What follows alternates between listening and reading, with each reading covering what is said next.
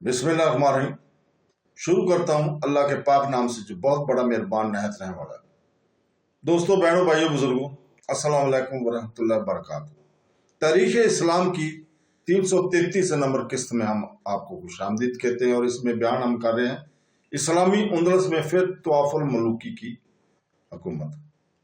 तो दोस्तों, बहनों, भाइयों, हम पहले बयान कर चुके हैं कि जब उंदलस के खिलाफ बनु उमय्या बर्बाद हुई तो तमाम जजीरा नुमा उंदलस में बहुत सी खुद मुख्तियार इस्लामी सुल्तनतें अलग अलग कायम हो गई थी और आपस में एक दूसरे की मुखालफत पर आमादा थी। इस जमाने में ईसाई बादशाहों ने खूब फायदा उठाया और अपनी हदूद को वसी करके इस्लामी हुकूमत के रकबा को कम कर दिया।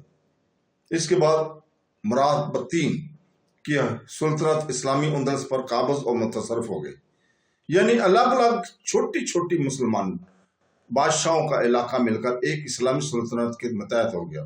मगर जिस कदर मुल्क इस गुज़श्ता तवाफुल मलूकी में ईसाइयों के कब्जे में पहुंच गया था, वो अमूमन वापस ना हुआ। मुराबतीन की सुल्तनत जब बर्बाद हुई और इसकी जगह मुहद्दीन की हुकूमत कायम हुई थी, तो इस तब्दीली में भी ईसाइयों ने एक कलील हिस्सा उंदलस का और दबा लिया और ईसाई मकबूजान उंदलस में ज्यादा वसी हो गए। अब मुहद्दीन की सुल्तनत में ज़फ़ुल अनहतात के आसार ऐसे वक्त नमदार हुए जबकि तमाम यूरोप मुसलमानों के पंज करने पर आमादा और ईसाई लोग मुस्लिम कशी के लिए दीवाना हो रहे थे। जंग अलकाब ने न सिर्फ मुहद्दीन की सुल्तनत को पैगाम मर्ग पहुंचाया, बल्कि ईसाइयों के मकबूजात को अंदलस में वसी से वसी तर बना दिया। इसी जमाने में अंदलस से मुसलमानों का नामो निशान पूरे तौर पर मिटा दिया गया था। मगर ईसाई मुजाहिदीन की बदनवानियों और नालायकियों ने अंदलसी ईसाइयों को इनसे मुतनफर कर दिया और इस तरह अंदलसी ईसाइयों ने मुसलमानों के इत्तिसाल का काम किसी दूसरे वक्त के लिए मुलतवी कर दिया। मुहद्दीन की सुल्तनत जब अंदलस से मिटी तो अंदलस का निसफ से ज्यादा शुमाली हिस्सा और तकरीबन तमाम मगरबी सूबे ईसाइयों के कब्जा और तसर्रुफ में पहुंच चुके थे। मुसलमान हटते और सिमटते हुए जनूब और मशरक की तरफ आ गए थे। मुहद्दीन की हुकूमत के बाद भी इसी किस्म की तवाफुल मलूकी अंदलस में नमदार हुई, जैसा कि बनु उमय्या की हुकूमत के बाद नमदार हुई थी। मगर फर्क यह था कि पहली तवाफुल मलूकी में मुसलमानों का मुल्क ज्यादा वसी और हर एक रईस के कब्जे में बड़े बड़े सूबे थे। इस तवाफुल मलूकी में इस्लामी उंदलस का रकबा बहुत मुख्तसर और महदूद होकर रह गया था और इसलिए हर एक रईस के कब्जे में बहुत छोटे छोटे इलाके मुयस्सर थे। जिस तरह पहली तवाफुल मलूकी में एक दूसरे के खून के प्यासा थे, इसी तरह इस मर्तबा भी एक दूसरे की जानी दुश्मन थे। बल्कि इस मर्तबा एक और मुसीबत थी कि एक मुसलमान रईस दूसरे मुसलमान रईस को बर्बाद और तबाह कराने के लिए अमूमन ईसाई बादशाह को चढ़ा कर लाता और इस बरादर कशी के काम से फारग होकर अपने ममलकत के बाद शहरों किले ईसाई बादशाह की नजर कर देता था। ईसाई बहुत खुश होते और मुसलमानों की इस नालायकी को इत्मीनान की नजर से देखते थे कि हमारा मकसूद खुद ब खुद हासिल हो रहा है। 503 हिजरी में अहमद मुस्तईन बिन अबू आमर यूसुफ मोतमन बिन अबू जाफर बिन होश ईसाइयों का मुकाबला करते हुए सरकस्ता के सामने शहीद हुआ था। ये शाहाने सरकस्ता में चौथा बादशाह था। इसकी औलाद में मोहम्मद बिन यूसुफ एक शख्स था जो मुहद्दीन की हुकूमत के आखिरी अय्याम में उंदलस के अंदर राइसाना जिंदगी बसर करता था। इसने जब देखा कि शिराजा सुल्तनत ढीला हो गया था, तो वो कजाकों के एक ग्रोह में शामिल होकर इनका सरदार बन गया और रफ्ता रफ्ता अपनी जमीयत को बढ़ाकर मर्सिया के आमल अबुल अब्बास को शिकस्त देकर मर्सिया पर काबिज हो गया और बहुत जल्द गरनाता, मालकत, अलमीर वगैरह पर काबिज और मुतसरफ हो गया। 626 हिजरी में तकरीबन तमाम इस्लामी उंदलस इसके ज़ेरे फरमान हो गया। इसी साल बार्सिलोना के ईसाई बादशाह ने जजीरा मेरोका और मनोरका को फतह करके मुहद्दीन के अमलों को वहां से खारिज कर दिया। मोहम्मद बिन यूसुफ के इस मिसाल को देखकर मुल्क में और भी बाहौसला सरदार खड़े हुए और हर एक अपनी अपनी अलग हुकूमत कायम करने की तदबीर में मसरूफ हो गया। मोहम्मद बिन यूसुफ ने یہ دیکھ کر تمام سرداروں پر غالب آنا اور اپنی حکومت پر تمام رعایا کو رضامند کر لینا آسان کام نہیں ہے۔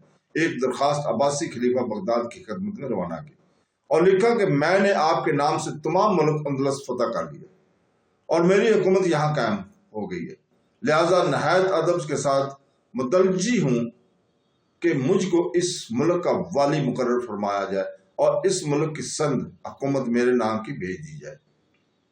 خلیفہ بغداد نے اس درخواست کو تائید غیبی سمجھ کر اندلس کی سند حکومت ما خلط محمد بن یوسف کے سفیر کو عطا کر دی۔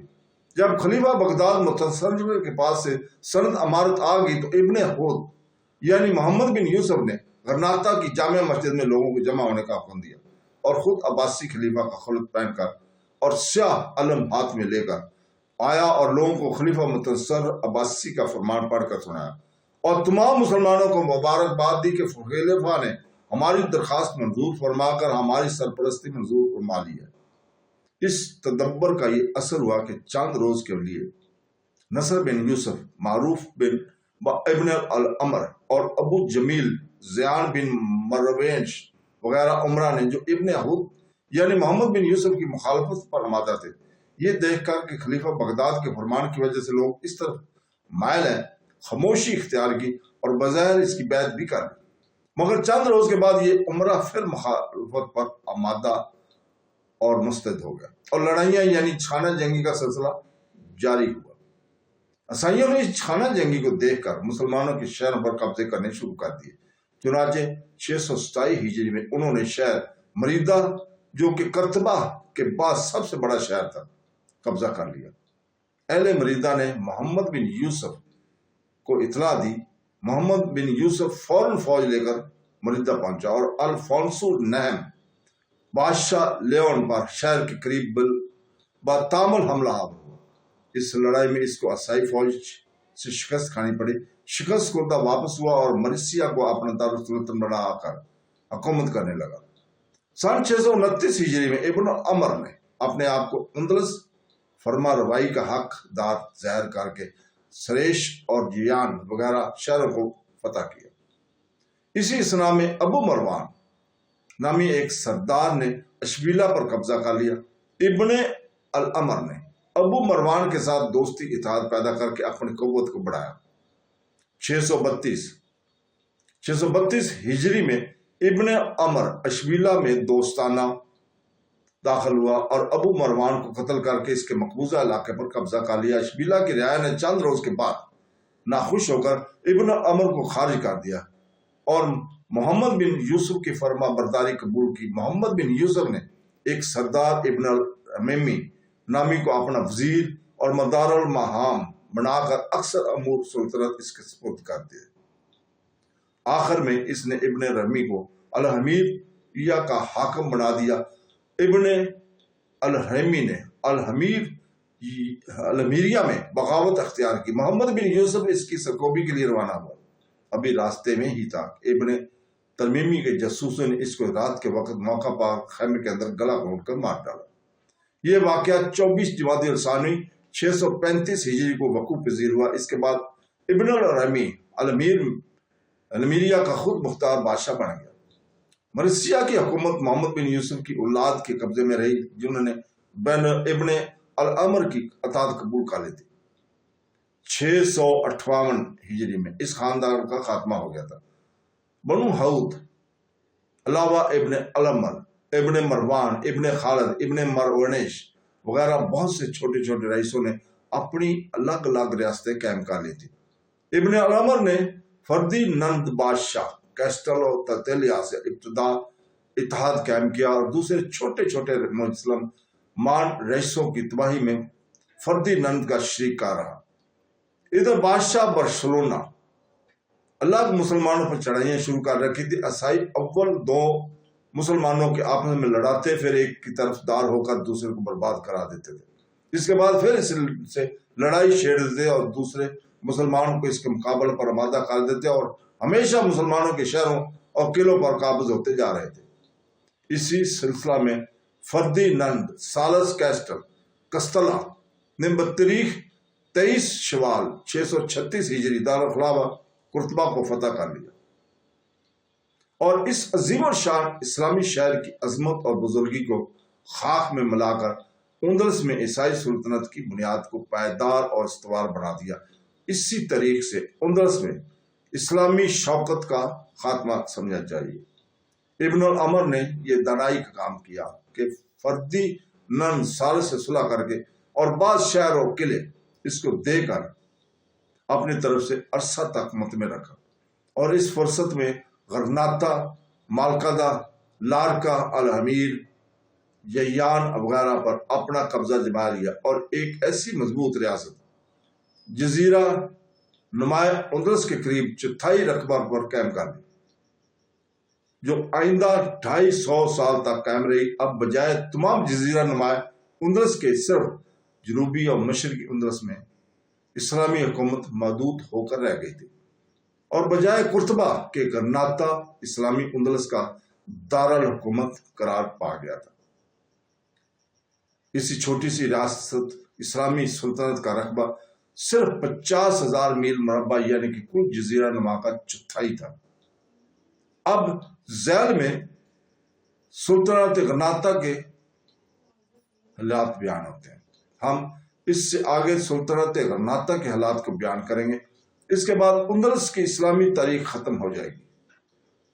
تو دوستو، پھر ہم انشاءاللہ تعالی ملاقات کرتے ہیں کل تک، اور اس کے ساتھ ہی ہم آپ سے اجازت بھی چاہیں گے اور دعا بھی کرتے ہیں کہ اللہ تعالی ہمیں قرآن پاک پڑھنے، اس کو سننے اور اس کے احکامات کو سمجھنے، اور حدیث نبوی صلی اللہ علیہ وسلم کو پڑھنے، اس کے احکامات سننے اور اس کے اوپر عمل پیرا ہونے کی توفیق عطا فرمائے۔